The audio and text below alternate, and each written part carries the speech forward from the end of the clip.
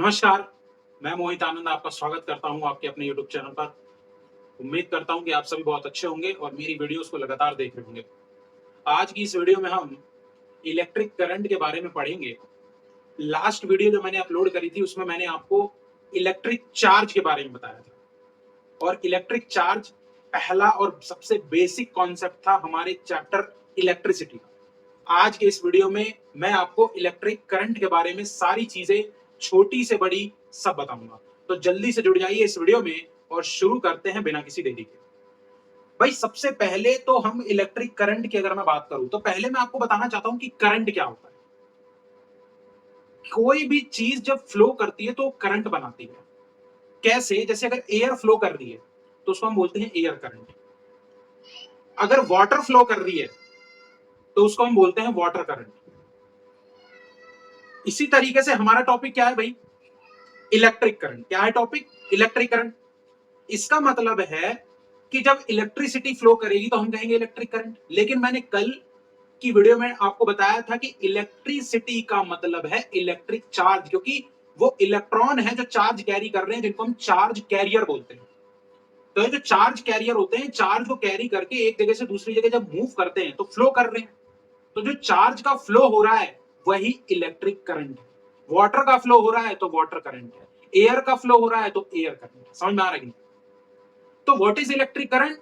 Flow of electric charge. लेकिन एक चीज और आ जाती है जब हम इलेक्ट्रिक करंट की बात करते हैं, एंड दैट इज टाइम। कि किस रेट से जो हमारा चार्ज है वो फ्लो हो रहा है, यानी कितने कुलाम चार्ज फ्लो हुआ और उस कुलाम चार्ज फ्लो होने में कितना टाइम लगा।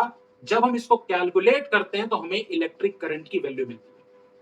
तो बिल्कुल बेसिक सी डेफिनेशन है इलेक्ट्रिक करंट की, and that is rate of flow of electric charge, यानी विद्युत आवेश के प्रवाह की दर को।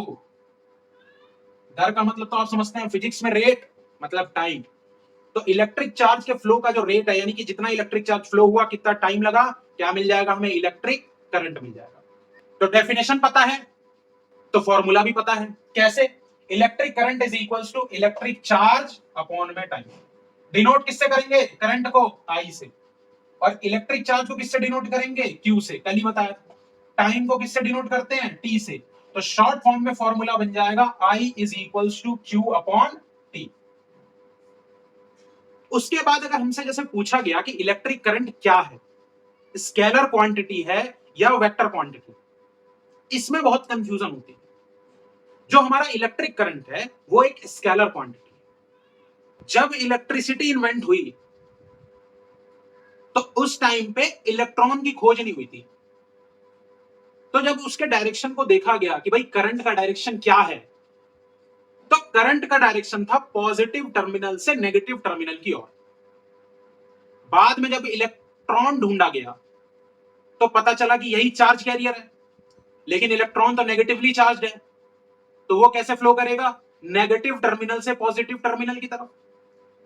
तो हम अब भी करंट के डायरेक्शन को वही पुराना वाला डायरेक्शन मानते हैं, and that is from positive terminal to negative terminal. लेकिन हम लिखते क्या है? हम लिखते हैं the conventional direction. The conventional direction of electric current. Conventional का मतलब होता है पारंपरिक, यानी अभी भी हम उस पुराने वाले थ्योरी को फॉलो कर रहे हैं कि जो इलेक्ट्रिक करंट की कन्वेंशनल डायरेक्शन है वो है पॉजिटिव टर्मिनल से नेगेटिव टर्मिनल की ओर। लेकिन हमारा इलेक्ट्रॉन किधर फ्लो कर रहा है? नेगेटिव टर्मिनल से पॉजिटिव टर्मिनल की ओर। इसीलिए हम कहते हैं कि करंट का फ्लो का डायरेक्शन इलेक्ट्रॉन के फ्लो के डायरेक्शन के अपोजिट है। तो बच्चे के दिमाग में आता है कि सर जब डायरेक्शन की बात आ रही है तो क्वांटिटी स्केलर कैसे हुई, वेक्टर क्यों नहीं हुई? उसका रीजन मैं आपको बताता हूं। अगर दो पॉइंट पे अलग अलग डायरेक्शन से करंट आ रहा है, एक पॉइंट से आ रहा है I1, एक पॉइंट से आ रहा है I2, तो उस पॉइंट पर, जिस पॉइंट पर वो दोनों डायरेक्शन आके मिल रहे हैं करंट, तो करंट की वैल्यू होगी I1 प्लस I2, यानी कि एल्जेब्रिक सम। यानी जो हमारा इलेक्ट्रिक करंट है वो स्केलर एडिशन लॉ को फॉलो करता है। अगर वो वेक्टर होता तो वो लॉ ऑफ एडिशन को फॉलो करता किस वाले के? वेक्टर वाले के। बट ऐसा नहीं है। यानी अगर 3 एम्पियर एक से आ रही है, 2 एम्पियर एक से आ रही है, तो उस पॉइंट में 5 एम्पियर करंट हो जाएगा। और ये सिंपल एक एल्जेब्रिक सम का रूल है जो ये प्रूफ करता है कि जो हमारा इलेक्ट्रिक करंट है वो एक स्केलर क्वांटिटी। तो अगर आपसे कोई पूछता है कि करंट स्केलर है या वेक्टर, तो करंट एक स्केलर है। क्यों है? क्योंकि जब हम किसी पॉइंट पर अलग अलग दिशा से आती हुई करंट की वैल्यू निकालेंगे तो वो अलग अलग दिशाओं से आने वाले करंट के एल्जेब्रिक सम के बराबर होगा।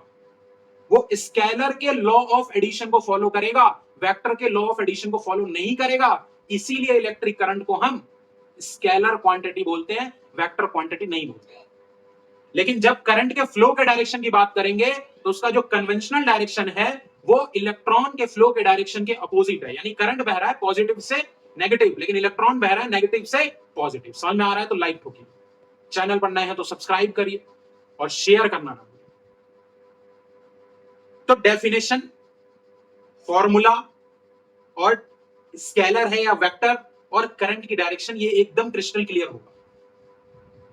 अब जो साइंटिस्ट था जिसने इस इलेक्ट्रिक करंट के बारे में सारा खोजबीन की, उसका नाम ही एम्पियर था। इसीलिए उसकी यादगार में हमने करंट की ऐसा यूनिट क्या रख दी? एम्पियर रख दी। तो ऐसा यूनिट ऑफ करंट क्या है भाई? एम्पियर है। अब मान लो आपसे कह दिया गया डिफाइन करिए कि 1 एम्पियर करंट क्या होता है। किसी भी चीज की 1 एम्पियर को डिफाइन करने की बात कह दे तो फॉर्मूला उठाओ। 1 एम्पियर का मतलब है जब 1 कूलम्ब इलेक्ट्रिक चार्ज फ्लो हो रहा है और टाइम कितना लग रहा है? 1 सेकेंड, तो करंट कितना होगा उसमें? 1 एम्पियर होगा। समझ में आ रहा है कि नहीं? और सीबीएसई का ये फेवरेट क्वेश्चन है, वो किसी भी यूनिट को उठा के उसका एक यानी पूछ देता है कि 1 एम्पियर बताओ क्या है, 1 कूलम्ब बताओ क्या है, 1 वोल्ट बताओ क्या है। बिल्कुल पूछता है, 1 नंबर। किस डिवाइस का इस्तेमाल करेंगे? तो जिस डिवाइस का इस्तेमाल इसको मेजर करने के लिए यानी कि मापने के लिए करेंगे, उस डिवाइस का नाम है एमीटर। अब इस एमीटर के बारे में 2 बातें जो हमें ध्यान रखनी है। पहली बात कि हमेशा श्रेणी क्रम यानी कि सीरीज में जुड़ेगा। हमेशा किस में जुड़ेगा? सीरीज में जुड़ेगा। अब ये सीरीज क्या है, जब रेजिस्टेंस पढ़ेंगे तो समझ में आएगा।